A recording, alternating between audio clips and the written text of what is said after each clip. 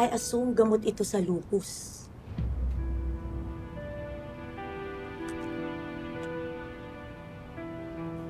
Opo, gamot nga daw po yan sa lupus.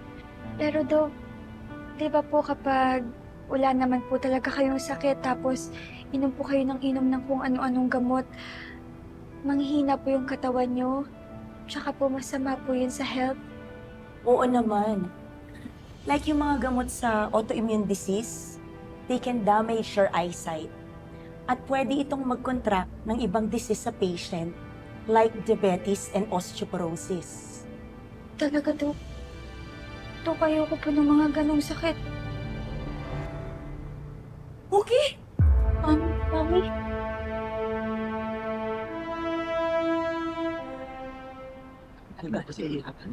Ay, naku. Teka, magbibigay ako sa simbahan kahit Oo. konti. Magdo-donate ka? Yes. Yes. BFF? Ito ba yung kambal mo? Kunin mo. Ito si Elsa. Tapos ito naman si Eva. Ay, ito. Itong si Elsa. Bakit may benda siya dyan?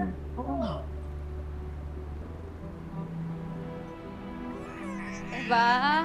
Eva, anak, anong problema? Tama na, Eva! Ito na gatas,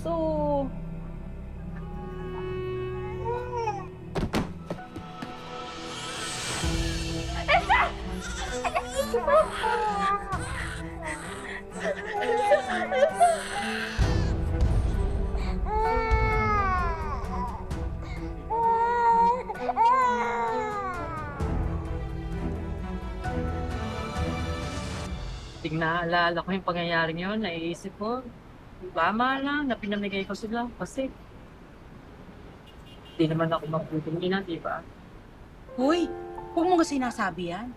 Ang hirap kaya mag-alaga ng bata, lalo pat kambal. Oo nga. Tsaka ano ba? Naging the best mother dear ka kay Emma. Okay, yun. The best pinagsasabi mo dyan, hobby namin magbangayan. Normal lang yun. Ay, sa ganun kayo pagmahalan eh. At saka kung hindi ka naging mabuting mudra, kay Emma, hindi siya naging mabuting tao. Kaya, mabuti kang nanay. Okay? Hindi na masyadong halata. Hindi. Tsaka sure ball, Beshi. Kapag nahanap na si baby Kyla, magiging the best lola ka rin sa kanya. Tama. Gusto ko yun. Gusto ko ma-experience maging lola. Nasaan na kaya ang apo ko ngayon?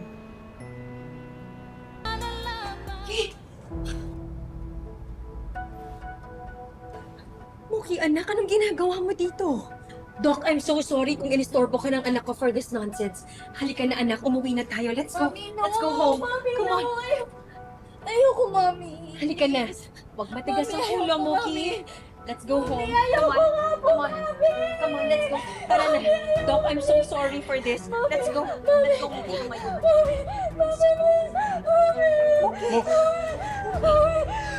Muki! Muki. Muki! Muki! Muki! Muki! Doc! Muki! Muki! Muki!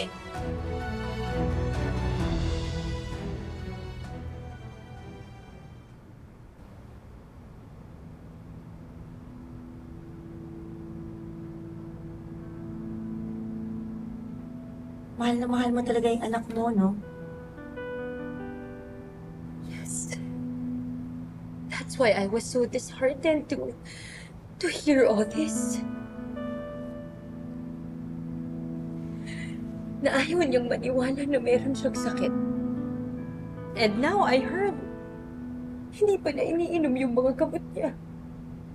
E paano kung bigla na lang mag-fail yung mga organs niya?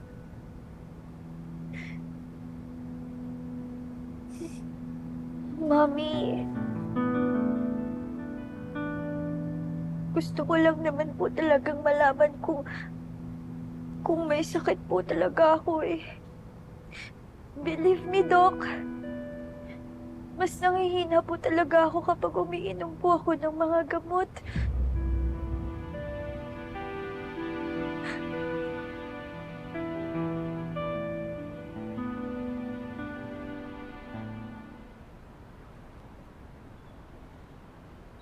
How are you feeling now? Dok, ang sabi po kasi nung pedya ko, wala daw po akong sakit. Kaya Dok, gusto ko po sana talagang magpateste para malaman ko po kung ano po yung totoo. Mommy, anak, di ba ipinaliwanag ko na sa'yo lahat ng sinabi ni Doc Charles? Halika na. Let's go home. Mami na tayo. No, Mommy. Mommy, please.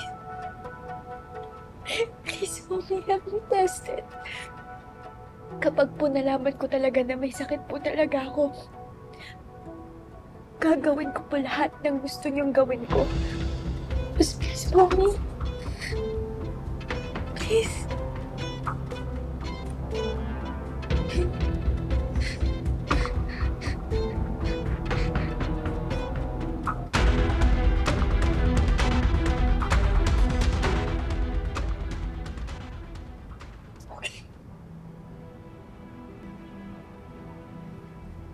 Please run all the necessary tests for my daughter.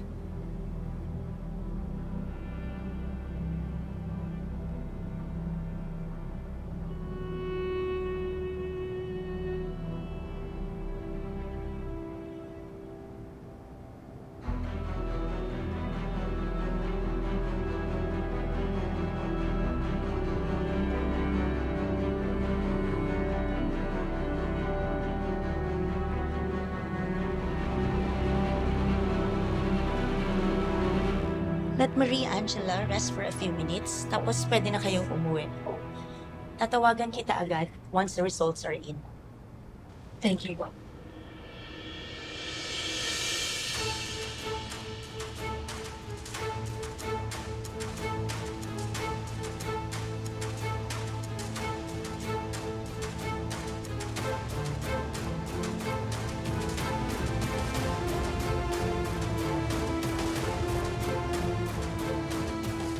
Mukhang walang balak umalis tong si Manong ah.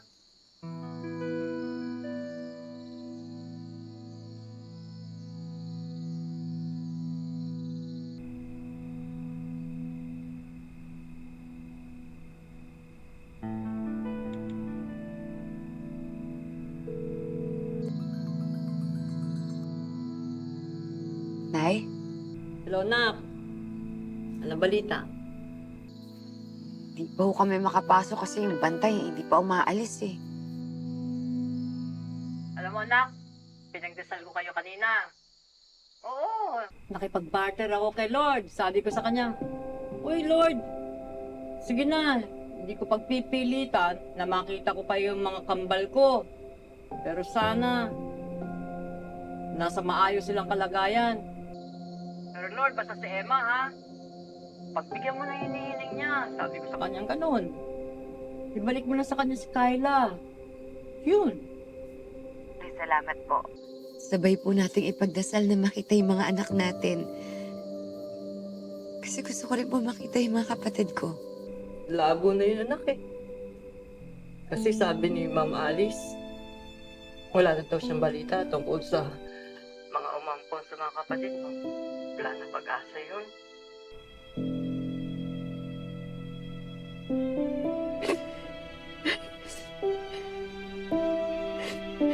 Naitahan na po.